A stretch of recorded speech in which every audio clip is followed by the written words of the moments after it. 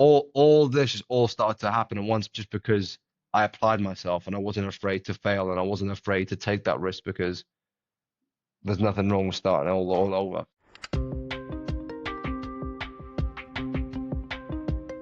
All right. Well, welcome to the Millennial Dream Podcast.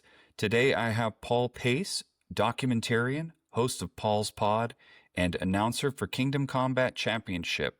Great to have you on today, Paul. Thanks for having me, Michael. Appreciate it. Yeah, so why don't we start with you letting the audience know, kind of your overall work, your body of work that you've been working on recently, and then we'll go from there.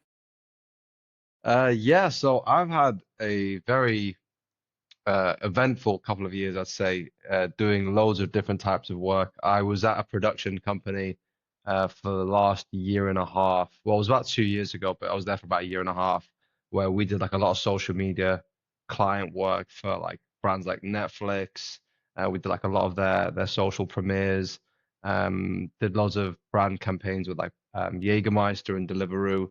And it was a really cool experience, really getting into a production house and working with loads of big equipment. Like some sets were like 50 grand budget shoots, which I'd never been privy to before. I learned all my camera skills essentially at this job.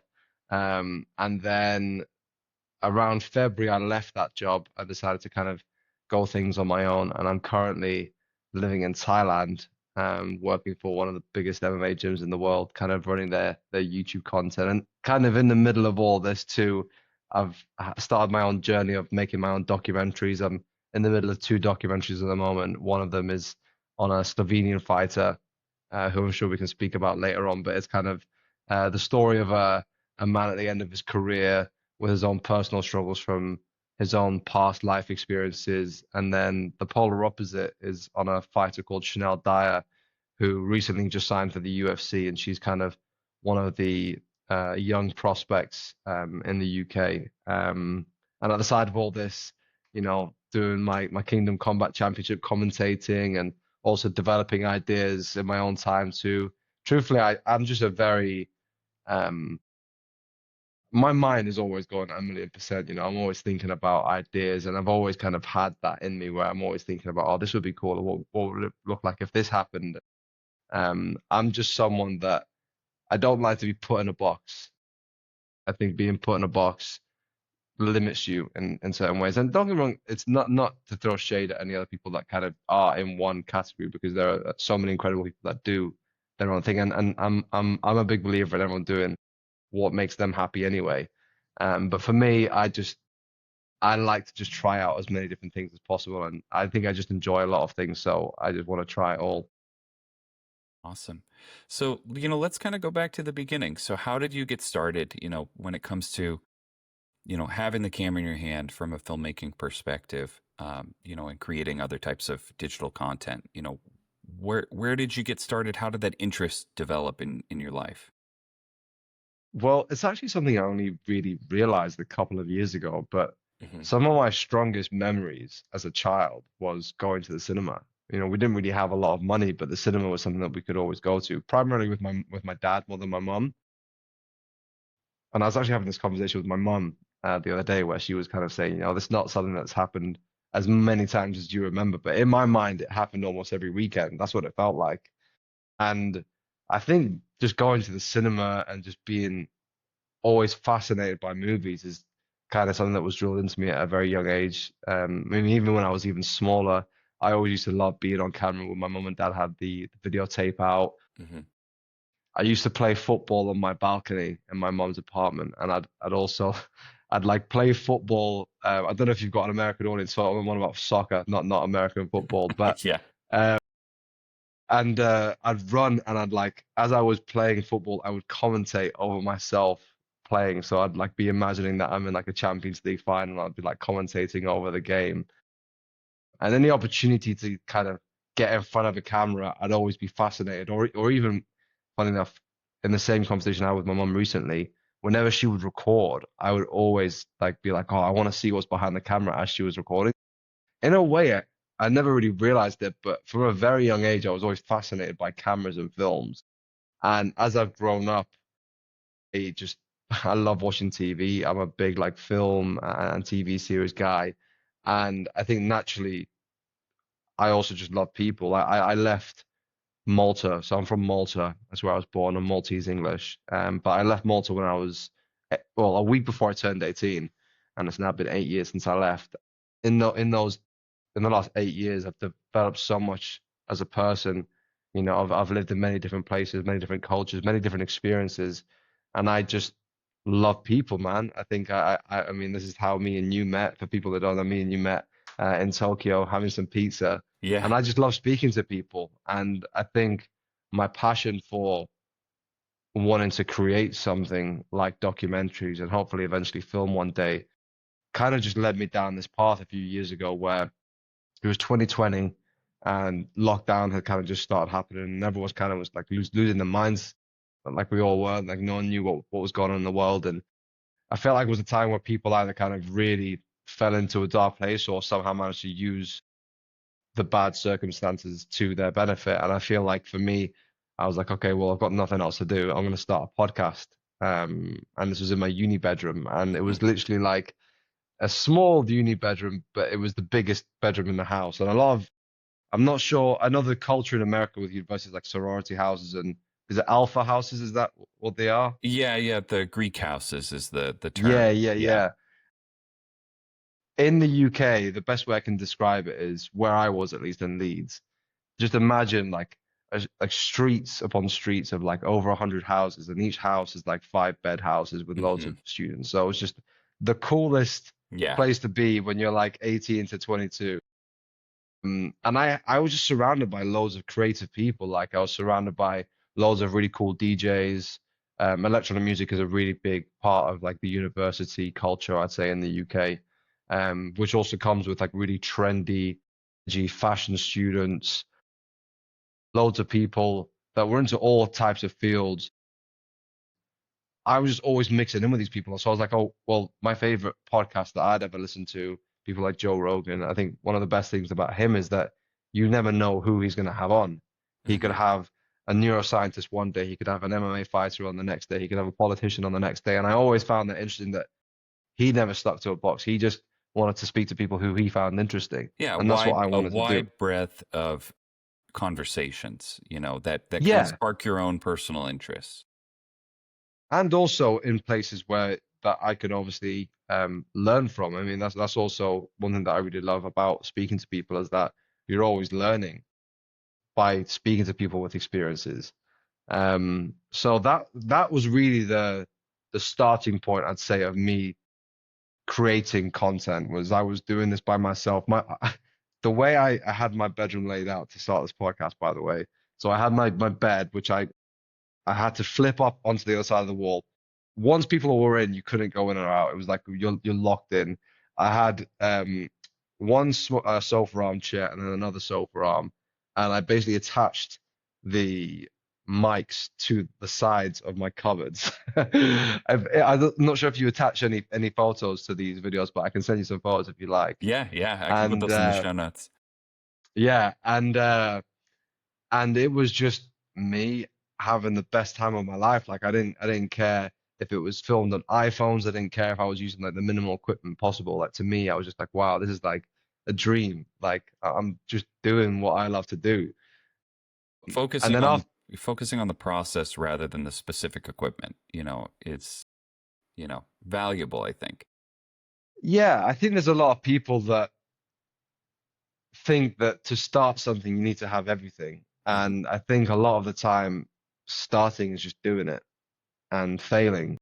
I mean, I've mucked up so many times. Like even there were so many podcasts that I butchered the audio, or the camera wasn't recording, or I didn't match up the audio correctly, so like you could see at points that like the audio Hmm. wasn't matched up with the camera. I was learning as I was going on. I think that's what you have to be committed to when you're starting out something. Like, don't be afraid to fail Yeah. because failure is where you learn. So that led me onto a path of like after a year I was doing it by myself, I was learning, and then I was like, okay, well, let me like up my production now. I felt like I'd done it for a year, it got to a certain point. I was like, okay, let me try get someone else to help me out. And like I've always been fascinated by like just really crisp cinematic stuff. So I was like, okay, iPhone is great, don't get me wrong, but let's see how I can level it up. And I started working with a student called Harry, who was also kind of a young filmmaker too. And we started doing our own thing, and he was helping me out, and my production level went up, and I was so happy. But then after a while, I was like, yeah, like it's going well, but sometimes like the vision that I had wasn't really being it wasn't being laid out the right way when me and him were working. Sometimes it wasn't quite connecting. Which happens when you work with people. Sometimes you work together well, and sometimes you don't. I'm very grateful for him because he helped me out as much as I helped him out for sure. And every experience is a great learning curve. But that's when I kind of I was realizing, okay, well, you know, maybe I should start taking things into my own hands. That's what we all do. If you want to do something, you kind of do it yourself. And through this whole experience, I was basically in a bit of a spiral in Leeds. Leeds is it was a great time, but also a very toxic time. There was a lot of drugs going on, a lot of parties, and you're kind of in this circle where everyone's just, going out and getting smashed every other day. And martial arts is what really saved me, because we I mean, our house would be like active until like 7, 8 o'clock in the morning sometimes. And my room would be almost the stoner room where you wanted to watch UFC and kind of get away from the party. Hmm. And after a while, I was like, okay, well, I want to get involved in mixed martial arts. I really want to Yeah. connect with it. So the only way I knew that was just to go to events. So I went to a boxing event that was in Leeds. I didn't even go to the fight. It was like a public weigh-in. And I've always been told by my mum that the worst you're gonna get told is no. And if you never ask a question, then you're gonna be stuck at that answer anyway. So never be afraid to go out there Hmm. and push your luck because you've got nothing to lose essentially. And I just started speaking to one of the cameramen who was working for BT Sports at the time. His name's Chris. Hmm. And I just started speaking to him. I was like, oh, like it's cool, like what you're doing. Like I'm trying to get into this game. I've got no experience, but like where do you like who can you point me in the direction to speak to? And he pointed me in the direction of a guy called John Gillies, who is a really, really well renowned Muay Thai striking coach in the UK. He's trained loads of champions. Champions like he was training Liam Harrison quite a lot towards the end of his career. He's like the greatest UK Muay Thai fighter of all time. Um, and I went and lived in his gym with essentially like no training, and when it was training maybe like 3 times a week, not really like I was really not really putting in any effort. And I went and lived in this gym with professional fighters, and it was Hmm. like crazy, straight into the fire. Like I was getting beaten up every single day, and it made me learn so much about myself because I was always, I think, growing up a little bit soft. I was very emotional, Hmm. and I used to let things get to me a lot. And I think fighting, like all martial arts, if you can find something for you, I think you can. Martial arts is a very good vehicle for self-development. It teaches you discipline. It teaches a lot about yourself. Hmm. You just really get stuck in, and there's no other sport that will humble you like that, especially MMA, which is probably one of the hardest sports, if not the hardest sport in the world. And for like 6 months, I just lived in this cold gym in Liverpool with no central heating and in the middle of winter. And every night my day would consist of basically getting beaten up in the morning and getting beaten up in the evening. And for most people, that sounds like, what would you enjoy out of that? But it was like, I don't have to think about anything else. The first thing I listen to when I wake up in the gym is the sound of a round timer or the sound of the bag swinging. And it'd be the same until I went to bed. And my coach was a guy called Eric Silva, who is a Brazilian man from the Amazon rainforest called Manaus. And every night, me and him would have a joint on the stairs, and we would just talk about life. And I'd listen to this man's life experience of how he came out of the favelas um, of Manaus and moved to South Brazil and then built himself a life through fighting, and like the journey that he'd been on just to get to having a successful career in England. And it also really made me understand that there are a lot more success stories in fighting, um, where people never even get to the UFC. This man has never, the closest he got to was the Ultimate Fighter, which is still a pretty good level, but he never fought in the UFC. But what this man's circumstances were when he grew up compared to the life that he's now managed to build for himself is still a success story. And I just found that really fascinating. And I'd moved back to Leeds after a while, and I was working like a really dead end job. It was a sales job, full time working from home for a company called the Modern Milkman, and we would be selling milk essentially to people. Hmm. And it was as interesting as it sounds. I was lucky that I was working with my friend at the time, so it wasn't so bad. But my friend Eric rang me up one time and he's like, "Look, listen, I'm doing this competition in Hmm. like 4 weeks." He's like, "Do you want to come?" And I was like, "Well, of course I'd love to come. Like, I'd love nothing more than to come to Brazil. I'd never been." Hmm. Um, so I managed to work out that if I took my last paycheck from work and essentially spent all of that on flights and like spends for 2 weeks, I Hmm. would be able to make it work. But then I would basically have to move back to Malta because I'd be tight out of dough. Yeah. So I was like, okay, let's do it. I'm gonna go to the middle of the Amazon rainforest in Brazil, and it was like £800, and it was like the craziest layover journey. I think it was like 30 hours of flying. It was like London to Mexico, Mexico to Colombia, Colombia to Panama, Panama to Brazil. That was the Hmm. cheapest way I could do it. Yeah. Yeah. The And wildest itinerary that you could fit in your budget. yeah, and I didn't care. Like some people may think, oh, like that's really long. I'd rather just like save up and get the more expensive option to have more of an ease. But that's not what it's about. It's about taking those risks, and it's about um putting yourself in those uncomfortable positions. I mean, and ultimately, I was still grateful. I mean, I don't care how I'm going to get there. I'm going to go to the Amazon. I'm going to be so excited. So as I was flying from London, I had to move all my stuff to my friend's house to London so that when I came back, I could then fly from London to Malta. It's an important part of the story. So I go to Brazil and I land at like 3 o'clock in the morning, and it is literally, as you can imagine, like you're just surrounded by jungle. And I was starving. I'd not really eaten properly, and I was like, okay, like can we go get some food? But it's 3 a.m. and you're not really going to expect any good food at 3 a.m., right? No matter where you are, you're like, I kind of had accepted that I'm just gonna get just a dirty little meal. And he took me to this like little spot, and the best way I could describe it was one side was like just like run down kind of favelas. One side was literally just trees and jungle. And in the middle, there were these two roads that kind of joined, and there was this restaurant kind of in the middle of the road. And it looked like a beach hut that had spent like 20 years in the sun with everything faded, like the beach tables and the beach chairs are all faded and broken.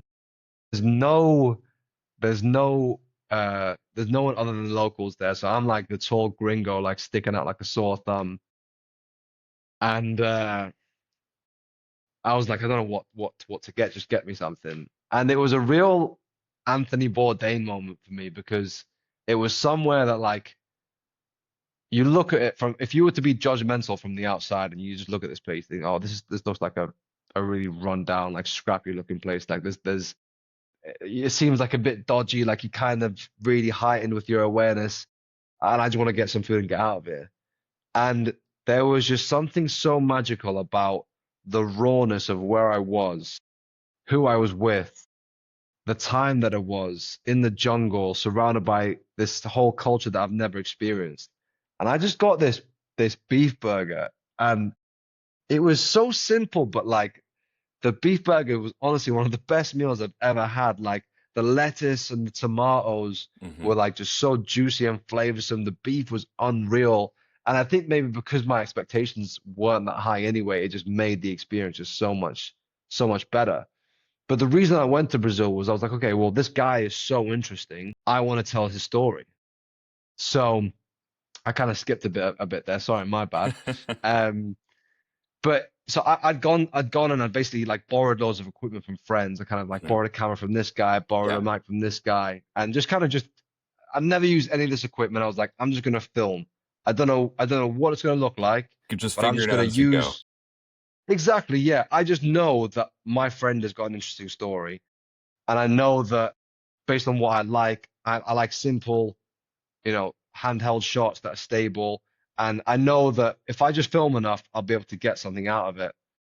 And that trip just made me fall in love with filmmaking, man. Like I just loved being behind the camera. I loved the documentary style, especially of like going into places where it's uncomfortable. Like, you're in the favelas or you're in these like markets where like everyone's looking at you, especially because you've got a camera. And how do you react? Do you still stay calm and just still trust the process of what you're doing? And that was my first ever experience of documentary making. It was a 20-minute documentary that took me about 5 months to edit, but it was, oh man, it was such a cool experience. I'll never ever forget. That's one of the best trips I've ever had. And in that trip, I was a week in, and I was like, okay, well, I've made this commitment now. I've left Leeds. I'm moving to Malta, but like, is going to Malta taking a backward step? I feel like it kind of was. So what am I gonna do? And halfway through that trip, I had a week left, and I was like, do you know what? I'm not gonna go back to Malta. I'm gonna ask my friend who I've dropped all my stuff at if I can live on his sofa for a few months and like kind of figure it out in London. And I didn't know he was gonna say yes because he had to go through his dad, who I wasn't like that close with at the time. And long story short, they said that I could stay there, and I lived on a blow-up bed in their front room for 4 months. I got a job as a bartender as I was editing this through the summer. And then my friends were so impressed by what I'd edited that they took me onto their production house as a runner, essentially. And then that's when my journey of like learning how to shoot on an FX3 or a C200 and just learning how to edit social edits and meeting with clients and working with pitch decks and all this just all started to happen at once just because I applied myself and I wasn't afraid to fail and I wasn't afraid to take that risk because there's nothing wrong with starting all over. Find your rhythm with Drip Ethos, a bold, smooth coffee that keeps you going. Use code DREAM for 10% off, plus free shipping when you spend $50 or more at dripethos.com. Elevate your everyday with Bonheur Jewelry. Timeless, modern pieces designed in New York City. Right now, get 30% off your order with promo code DREAM30. Treat yourself or someone special today at BONHEUR jewelry.com. Hazelwood Soap Company is a family-owned business, handcrafting soaps, lotions, and candles in small batches for over 20 years. Their Fraser Fir soaps and candles are a top holiday gift favorite with a bold, fresh fragrance made with quality ingredients. Get 15% off your order with promo code DREAM2025. Visit hazelwoodsoapcompany.com. Hey pet parents, give your furry best friend real nutrition they'll love with Zeal. Crafted from 96% real meat, ethically sourced, and free from fillers. Whether you've got a pup or kitty, Zeal helps fuel vitality naturally. Visit zealpetfood.com and use promo code DREAM20 to get 20% off your first order.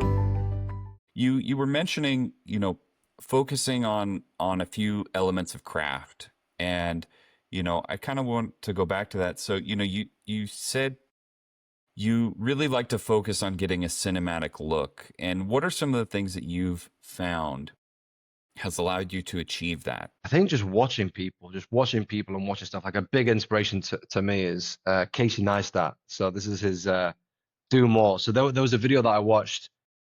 I think it's about 13 or 14 years old now. It was he got the money by Nike to make an advert for the Fuel Band. And he essentially, instead of making a Nike commercial, he took all the money with his friend and traveled around the world until the money ran out. Yes, I remember the whole that. idea, yeah, I think it was called Make It Count. That's the video. Yeah. And in the video, he just traveled the world, and it was just these still nice, slow cinematic shots with loads of quick cuts, and it was just all about taking risks in life. It was filled with all these like amazing quotes from all these incredible people.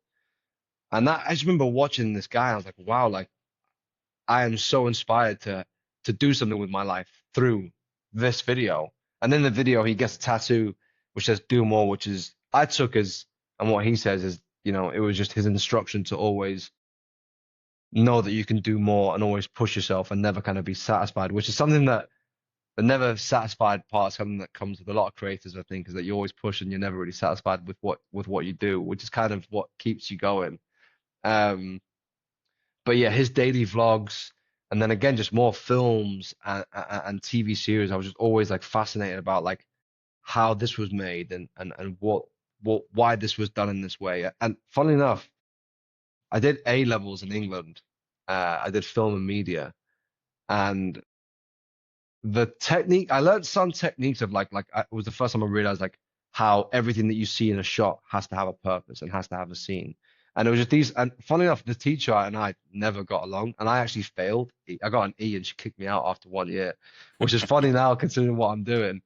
Um, but I think I've just always been a big observer. I like to watch people. I like to listen to people. And I think everyone's got their own style. I think my style is very, I want to say, simple.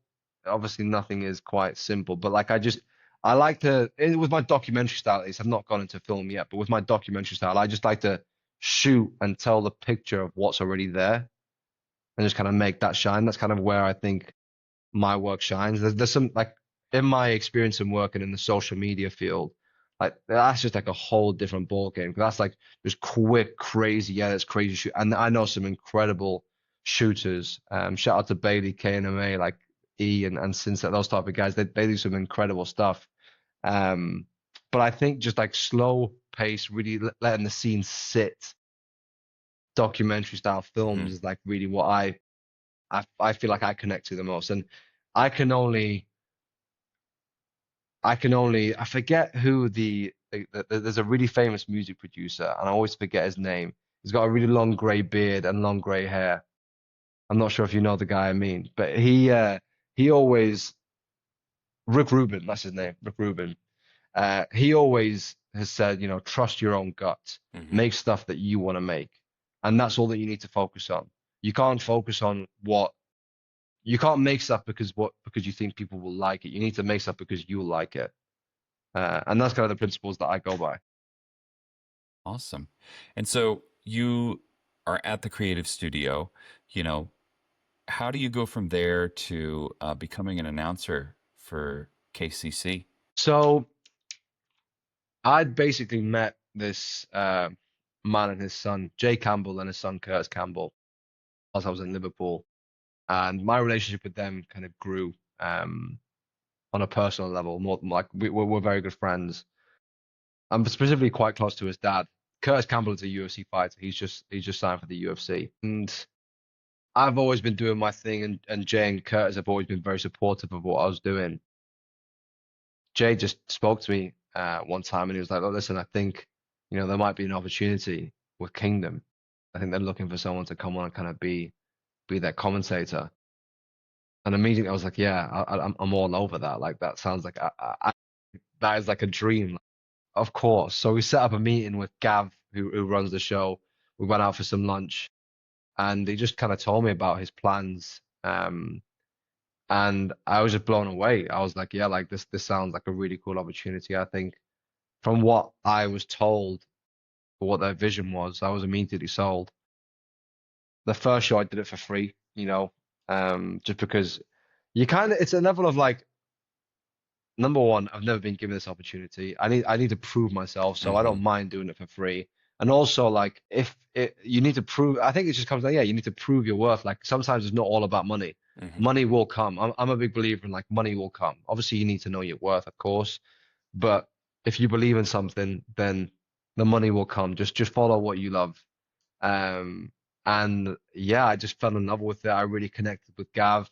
I loved calling the fights. I loved doing the research on the fighters and speaking to the fighters and calling. I mean, I love fighting. I love Hmm. watching the UFC. If I can, I'll watch the UFC every week. So if you're telling me now I get to sit cage side and have the best seat in the house and call fights, it's like it's so cool. And especially like the stage of where Kingdom is. Kingdom is very much, I'd say, one of the biggest amateur shows in Europe. Hmm. And it's still building to be known as a professional fight show. We have got like professional fighters, like a small Yeah. professional fight card every show, but it's still known as like a really solid amateur It's an um entry amateur level show. way for fighters to get into the sport.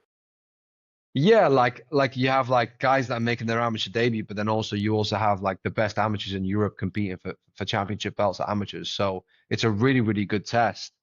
And that's what I think is really cool too, is the fact that I've commentated on fighters, and there's two fighters that I can think of, Bradley McDonough and Shea Willow. I've commentated on both of their amateur debuts, and these guys, their trajectory is that they're going to be some of the UK's biggest names in MMA in like, over between 5 to 10 years. So the fact that I've been able to sit there and commentate on their first fight, I think is just like so cool to see these guys on this journey.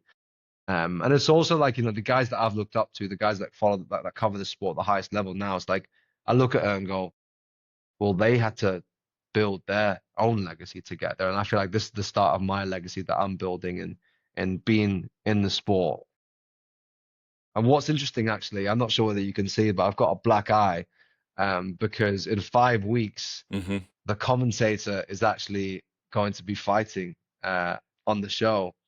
And that comes from a place of wanting to have a deeper level of understanding of the sport and the fighters, and also selfishly wanting the respect of the fighters more, because there's a lot of people that cover the sport of fighting, and it's a very complicated industry. Fighters are very complicated people.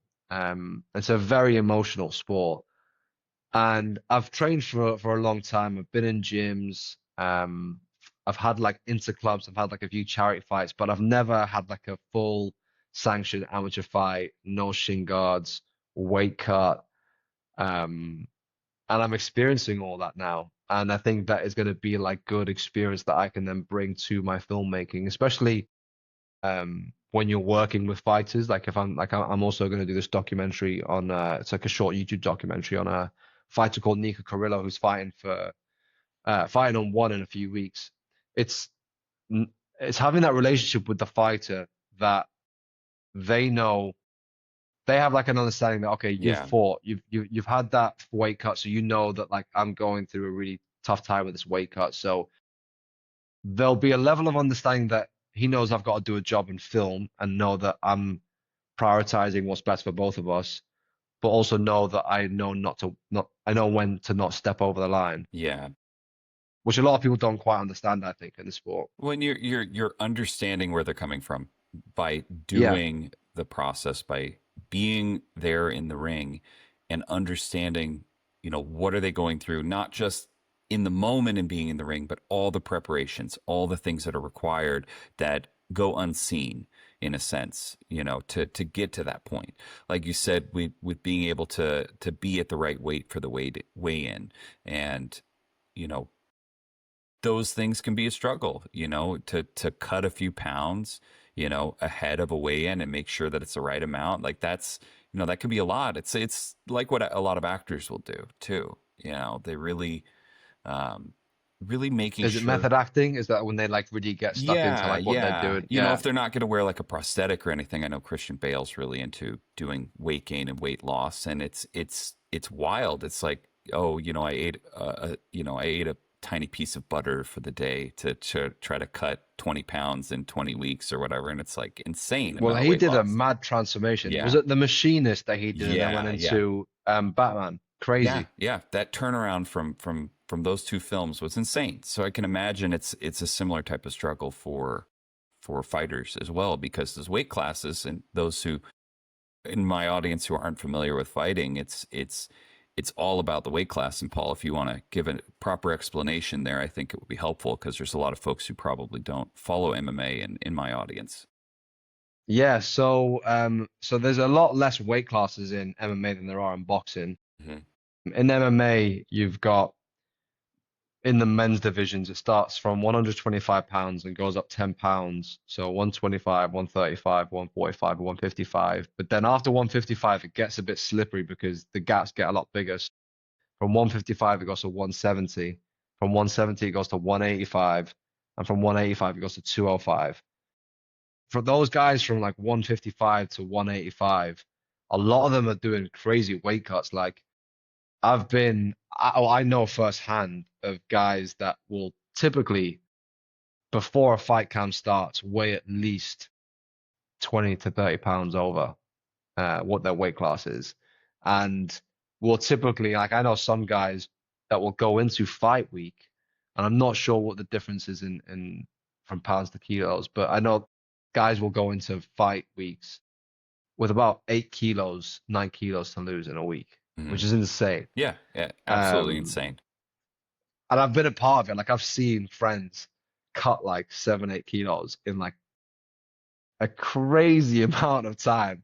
And these guys are modern day gladiators, man. It's even like aside from even the weight cuts, like the injuries that these guys have going into fights, which is something that I've experienced in this fight camp, like injuries and infections that you get from gyms. It's just like a lot of the time the fight is just getting to the fight because there's so much that goes on. There's so much outside noise. There's so many things that you're having to deal with. It's the noise of like everyone trying to get onto you for fight tickets and everyone trying to get onto you for this and for that. It's like you're getting dragged in every single direction when you should be focusing on the task ahead, which is especially when you're at like the big leagues, it's hard to manage it all. And then you have to promote yourself and it really is the hardest sport in the world, I would say. It's like 8 Olympic disciplines in one. And you have to be a showman if you want to get money. Yeah, yeah, because people love personality, and that's what attracts sponsorships and partnerships, and really drives engagement from the audience.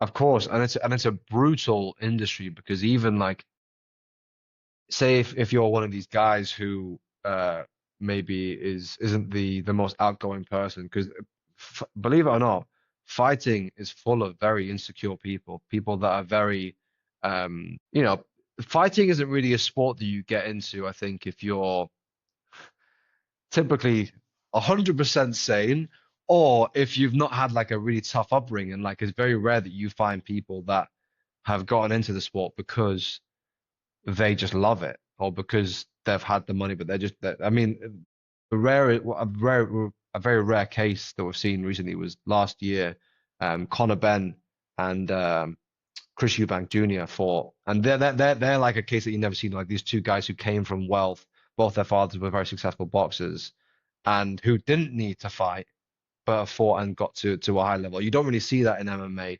Arman Sarukian is maybe one example of someone that has loads of money that doesn't need it. But typically, people do it because they're trying to get out of something or they're trying to battle something within themselves. So trying to manage that when you get to the high level, you may not want to be this outgoing person that's trying to like talk crap on a mic to sell your fights. You might want to just be low key, get in there and do your thing.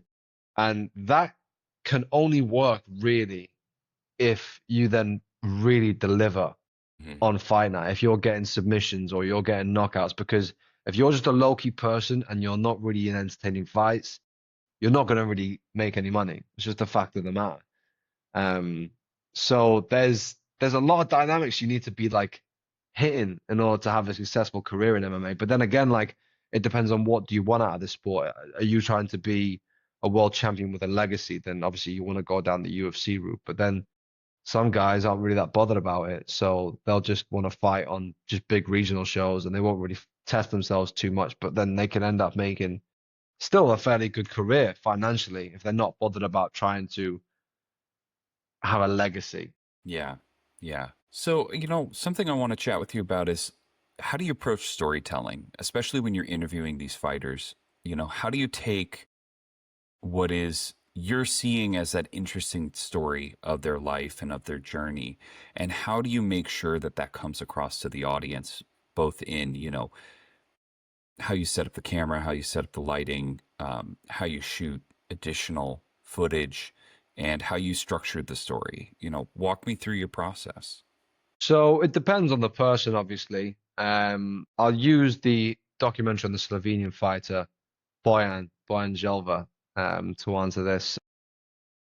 Bojan is a very, very complicated person. To give you the breakdown as to who he is, he was a pioneer for MMA back in the day, but really got heavily involved in gang life and street life in Slovenia. I don't want to reveal too much because what he's told us in the documentary is meant to be the tell when the project's finished. But to put it lightly, he was in and out of prison a few times, and had done some real crazy stuff, man. And some people will open themselves up to you straight away. But other people, you kind of got to chip away and build that relationship with them. And I feel like I always kind of found them fascinating anyway. I I grew up in a very safe environment, like a safe neighborhood and stuff. So like I was never really around crime. But for some reason I just have a drive and an adrenaline rush to meeting dangerous people or to meeting people from like the craziest backgrounds. I just find it so interesting. Mhm. So with him, for example, like the way we've shot this, a lot of like dark. I mean, the title of the documentary is Blood in the Shadows. So you can imagine, like, the connotations for what we're trying to show is lots of darkness, lots of contrast, lots of shadows. But then also probably my favorite thing that I've shot so far. So I've produced this, but also shot a lot of this. But my favorite thing that I've shot so far was after the third fight that we filmed him, which is a spoiler that he lost the fight. He's obviously like banged up. He's got stitches. He's got these big black eyes. Mhm. And to focus on the pain of his struggles, and he was vocalizing kind of. It was the day after, and we were on his like block in Slovenia. It was great. It was raining. He was with his dog, and he was kind of talking about the fight, but also reflecting on his life at the same time. And Rock, who's the director of this project, he had a really good conversation with me before about how he really wanted to show the emotion of this guy, and he really wanted to have some really like nice tight shots. So the full frame of my shot was basically just his face, Mhm. because you're just like completely locked in into seeing every detail. So it depends on the circumstance. I don't know whether that's answered your question, but like that's how I would kind of go around shots. Like depending on what you're trying to focus on, you can kind of figure out based on the moment as to what you want to do and the mood you want to go for. Yeah. But the mood of this doc is very different to the mood of Chanel, which is kind of this bright, up and coming youngster. It's fun, it's poppy. Whereas the story on Boyan is a very dark, sad, emotional story. So we're focused a lot more on like the darkness and the contrast. And also to be honest, mate, like I'm also just figuring it all out myself. Like I'm 26 years old. Like I still kind of laugh sometimes and think like how have I got here? Because it's like obviously I know that I've got here through hard work and determination, but Mhm. I know that I've still not even began to achieve anything that I want to set out for myself. So there's still like a lot of learning that I have got to make with filmmaking. There's a lot of yeah, just a lot of knowledge I think I'm still missing that I feel like I can't give a full answer to just yet because I'm both still figuring out that answer, Mhm. that question truthfully, and also I don't have as much experience. Yeah. Well, just from taking a look at your work, I think you've come a long way, from your early work to your current work in terms of the look and feel of the Thank you. footage that you're capturing and the stories that you're telling. And it sounds like it really comes down to you being quick on your feet in understanding the circumstances, in understanding the people that you're working with, and really approaching it from how can I enhance the story that's already there? And that's something I really appreciate about your work. And so Thank you. It's very kind of you. yeah, you're doing great stuff, and I look forward to the new documentary. I'd really, hopefully we can get a link to a trailer or at least to your YouTube channel in the show notes. For sure. Well, I mean, the big dream for that is to be Yeah. on a big streaming platform. Oh, I mean, that's absolutely. that's kind of that's kind of where we're aiming for. If you were to ask me right now, like Netflix would be the dream Yeah, for yeah. sure. Hopefully they pick it up or another streaming service picks it up, and wishing you For guys sure. luck on that. And so looking forward, what are the things that you're excited about or want to explore, or things, creatively that you're seeing towards your future? So one thing I've worked on for the last almost 2 years, and something that I've had a new a new rush of inspiration from is also this. I don't know whether you've seen the Smashing Machine that's No, just come out. Uh, have you heard of it? no, I haven't. Feel free to tell So us all so the about it. Smashing Machine is the new Benny Safdie film that stars The Rock. And it's a film based on the documentary from 2002 on Mark Kerr, who was known as the Smasher Machine. And he basically was filmed at the height of his career fighting in Pride. If people don't know, Pride was like the biggest show in MMA that you could be on in Japan. Mhm. And at the time of him being at the height of his career, his life was spiraling out of control. He was addicted to opioids. He was in a very toxic relationship. And the documentary just really showed that in a really good way. And Betty Safdie has since made this incredible MMA film, which has um, done a really good service of um, telling the nostalgia of MMA. Because as MMA fans, there's not really anything out there celebrates the history of the sport. It's kind of all just new. There's no one really wants to. I mean, there's been a few films that are like that have been made, like Warrior, which is the Tom Hardy film, which is like it's all right. It's a good film, but it's not real. It's not quite realistic. So I've been developing a docu-series idea that I'd love to do on the origins of martial arts, telling the story of like how it started essentially to how it's got to where it is today, but also celebrating pivotal people along those journeys that's helped make it what it is today. And that's something that I truly believe hasn't been done before. In my research, it's never been done before. Um, so that's kind of I wouldn't say a ticking time bomb in the sense of like it needs to be because I don't want to just rush it and just make it Mhm. just because it needs to be made. I want to make sure it's right.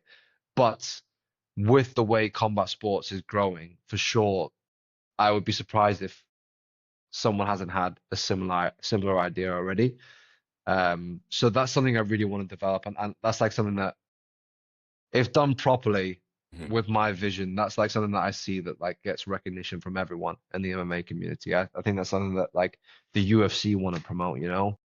Um, and also, as much as I love documentaries, and I for sure want to have a career in documentary filmmaking, I love film, man. And it's a very unique angle because I feel like, from what I understand with filmmaking, people that do documentaries don't really delve into film and vice versa. It's kind of your one or the other. Mhm. And I don't know of anyone, there might be, but I don't know of anyone that's really had success in both fields at the highest level. I don't see why I can't be that guy. I was very motivated by Sylvester Stallone's documentary, Sly. I don't know Mhm. whether you've seen it. But him telling the story of how he wrote Rocky and how he was like this actor that no one believed in and he was kind Yeah. of crap and everyone just thought it was and then even when he wrote Rocky, they tried to pay him off to not be Rocky because they were Yeah. like, we don't believe in Yeah. you. We want your script, but Um, we don't want you. We want to hire someone that's well known. And he said no, you know? he stuck by his guns. Yeah.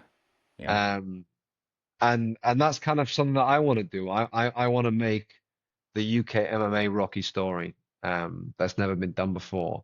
Uh, and I want to be the writer, director, and actor in it. And of course, I want to collaborate with incredible people. I think that's like my favorite part about these whole processes, as well as that I'm smart enough to know that there are many people that are more talented than me in many different fields. I've had a lot of experience shooting and editing and producing and rigging lights and gaffering. Like I'm lucky that I've really had all this experience on set of like all these different elements that what is that what brings something to life. And I'm very grateful that I've met some incredible people whilst being in London, especially that something what that Quentin Tarantino and I'm sure many other people have said, but it's a Quentin Tarantino says something on the lines of all you have to do is have a vision, and once you have a vision, it's all about just bringing the people together to make that vision come to life, and it's so true. Um, so that's also something I'd love to really get into making film. Maybe make it a short film first, Hmm. um, and then see where that goes. But I've always got ideas, man, and I'm always taking inspiration from something that's coming out or someone that I've met. I've taken a break from podcasting, which is something that everything kind of has. My whole journey essentially started from the podcast, so it is something that I want to get back to. But I also understand that it is it is a full-time commitment. And I think the way that I see the success of podcasts is that if I was to do it, I would need to be very organized and set in knowing I'm going to be in a place and have the right because I can't do it all myself anymore. If I'm going to do it, I'm going to have to hire a team. And I will do the podcast for sure again, but that will come at a time when I think I'm ready to really go all in on it. Because I've got so many things that I'm going on at the moment. I don't have the time for, and I can understand that. Yeah, there's a time and season for everything in life. And so, looking forward to your future efforts. And I really want to thank you for joining today. And where can the audience find you online? Well, I just want to say I appreciate you having me on, man. Yeah, It's been great to speak to you. You're a great guy. I think when we met in Tokyo, we kind of had a click straight away. The pizza was that incredible as was well. I think amazing pizza. I couldn't believe, by the way, like I can't remember so, the name of the spot off the top of my head, but I'll look it up and put it in the show notes. yeah, I can't remember, but it was like I'd spent it was like I think it was like it might have been it was your last night in Tokyo, right? Yeah, it was our last night in Tokyo. We're gonna fly out the next day. You guys had just arrived, I think. Yeah, I think it was at our Yeah, first night, yeah, yeah. and I'd basically had like 5 days of Asian food, and I was kind of like, oh, I feel like something a bit different.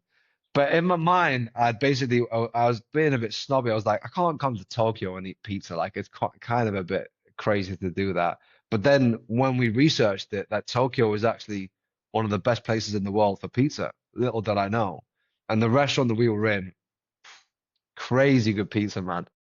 Crazy good pizza. But yeah, I feel like we just connected instantly. So when you asked me to come on, I was honored and of course jumped at it straight away. So I just wanted to say thank you. Because you're a really cool, creative guy. I think every time that we spoke, I think your vision for what you want to do with your life and the experiences you've already had and what you've grown Substack is incredible. So I don't doubt that what you're doing and picking up again is going to continue to have success for you. I just wanted to let you know that Well, I'm thank you, grateful. Paul. I appreciate it, and I want to thank you for being on the show. And so before we, hopefully, so we don't forget, I want to make sure you have an opportunity to let the audience know where they can find you online, on social media, etc. Cool. So my Instagram handle is at Paul_RPM. And then I also have my kind of passion page, which is at Pauls.pod, so Pauls.pod. And then Paul's Pod on YouTube. Well, thank you so much, Paul, and I hope you have a great rest of your day, and we'll hopefully chat again soon. Thank you, man. I appreciate you very much, brother. Hope you have a good day.